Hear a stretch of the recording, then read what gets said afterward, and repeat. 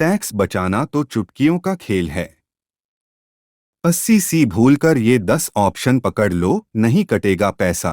Income tax return ITR filing का मौसम है। टैक्स कट गया तो रिफंड का टाइम नहीं बचाया तो बचेगा बस लास्ट टाइम। ऐसे में लास्ट टाइम पर भी टैक्स सेविंग्स बचाया जा सकता है।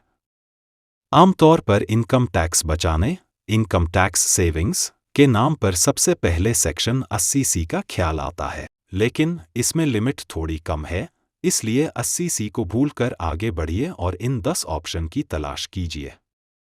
आपका एक भी पैसा टैक्स में नहीं कटेगा। कैसे, आइए जानते हैं। नेशनल पेंशन सिस्टम NPS में आप सेक्शन 80C के तहत 1.5 लाख रुपए की टैक्स बचत करते हैं, लेकिन इसके ऊपर भी सेक्शन 80CCD 1B के तहत 50,000 रुपए की अतिरिक्त बचत की जा सकती है। यानी आप कुल मिलाकर 2 लाख रुपए तक की बचत कर सकते हैं। हेल्थ इंश्योरेंस सेक्शन 80D के तहत आप हेल्थ इंश्योरेंस के प्रीमियम को क्लेम कर सकते हैं। आपको 80D के तहत टैक्स में कितनी छूट मिलेगी, ये इस बात पर निर्भर करता है कि इस पॉलिसी में कौन कौन शामिल है और उनकी उम्र क्या है।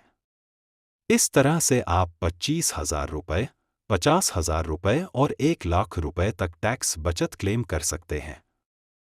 एजुकेशन लोन 80E अगर आपने बच्चों की पढ़ाई के लिए लोन लिया है तो उसके रीपेमेंट पर आप टैक्स छूट क्लेम कर सकते हैं।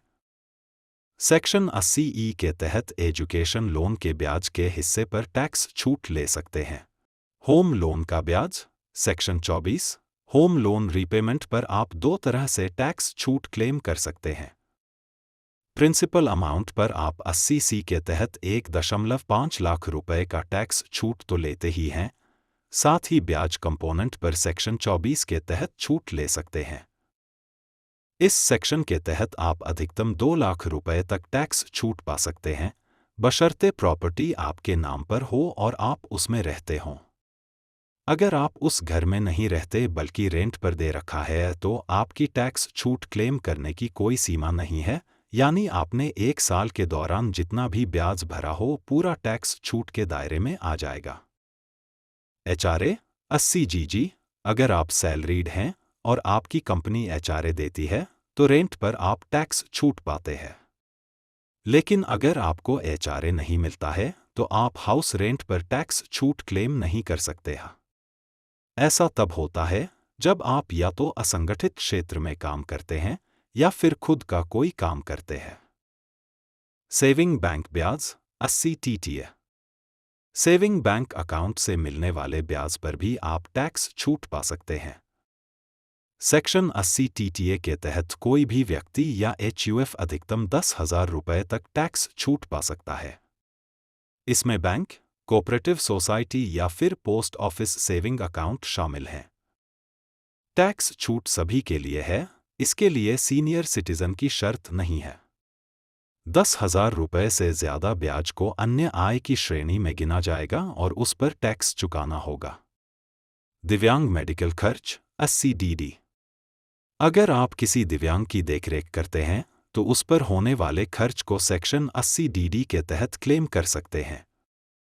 वो दिव्यांग व्यक्ति परिवार का कोई भी सदस्य हो सकता है, जैसे माता पिता, बच्चा या फिर भाई बहन। आपको कितनी टैक्स छूट मिलेगी ये दिव्यांगजन की डिसेबिलिटी पर निर्भर करता है। इसमें 75,000 रुपए से लेकर 1.25 लाख रुपए तक टैक्स छूट मिलती है। डोनेशन 80G अगर आप दान पुण्य करते हैं तो इस पर भी टैक्स बचा सकते हैं। सेक्शन 80G के तहत मान्यता प्राप्त चैरिटेबल संस्थान को किया गया डोनेशन टैक्स छूट के दायरे में आता है। हालांकि पूरे डोनेशन पर छूट नहीं मिलती है।